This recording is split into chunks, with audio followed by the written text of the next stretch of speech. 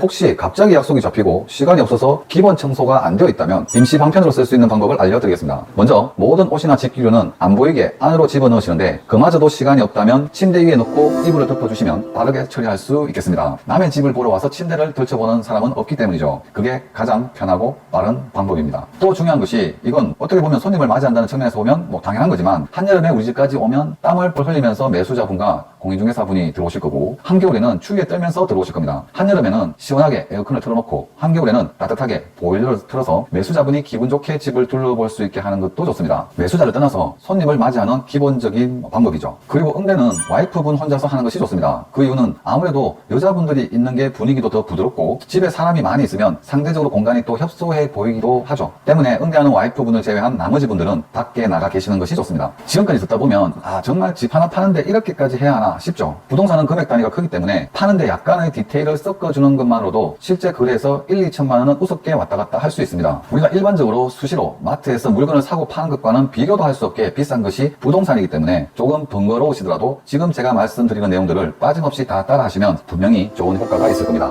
또 집은 보는 시간대도 굉장히 중요합니다. 기본적으로 집은 날씨가 쾌청하고 맑은 날, 햇살 좋은 날, 햇볕이 많이 들어오는 시간대에 보는 것이 가장 좋죠. 집은 무조건 밝고 환한 느낌을 주는 것이 좋기 때문이죠. 그래서 밤마다 모든 조명과 간접등을 켜고 커튼을 걷어 놓으십시오. 시간 약속을 잡으실 때도 평소 집에 햇빛이 가장 깊숙하게 들어오는 시간대를 기억해놨다가 약속하시는 것이 베스트입니다. 그런데 혹시 아파트가 고층, 야경이 멋진 집이라면 그 부분을 부각시킬 수 있는 시간대를 선택하는 것이 더 좋은 선택일 수 있습니다. 자, 이제 매수자분이 들어오시면 가능하다면 간단한 커피를 한 잔 대접하고 소장님께서 브리핑 하시면 맞장구 쳐주는 정도로만 응대를 하는 것이 좋습니다. 간혹 매도자분께서 너무 많은 말씀을 하실 경우에 안 하셔도 될 말씀을 하는 부분도 있고 또 자칫 조급해 보이는 인상을 줄 수도 있기 때문입니다. 특히 판매 가격이나 수리비에 대해서는 그 자리에서 언급을 가급적 안 하시는 것이 좋습니다. 또 혹여나 매수자가 집을 파는 이유를 궁금해할 경우에 솔직하게 설명해 주는 것이 가장 신뢰를 높일 수 있는 방법이죠. 보통 이렇게 질문을 할 경우는 매수자 입장에서 집에 혹시 문제가 있지는 않나 하는 걱정에서 물어보는 경우가 많기 때문에 신뢰를 주는 것이 중요합니다. 그리고 사실 매수자가 그런 질문을 하는 것은 구매 의사가 어느 정도 있다고 보여지죠. 그렇기 때문에 솔직하게 말하면서 이 집의 역사나 우리 가족의 역사, 스토리 약간 섞어서 솔직하게 말씀해주면 좋습니다. 우리가 이 집에 이사를 와서 아이들도 다 잘 크고 재산도 축적해서 좋은 기운과 기업으로 나간다. 매수자분들도 그렇게 되실 거다. 그리고 우리 동과 우리 라인에서 행정고시나 의사가 많이 나왔다. 우리 아들이 어떤 대학교에 합격했는데 아니면 우리 딸이 이번에 의사가 되었다. 약하게 한 가지 정도는 꼭 준비를 해놓는 것이 이러한 진솔된 이야기가 결국 매수자 마음을 마지막에 흔들 수 있기 때문입니다.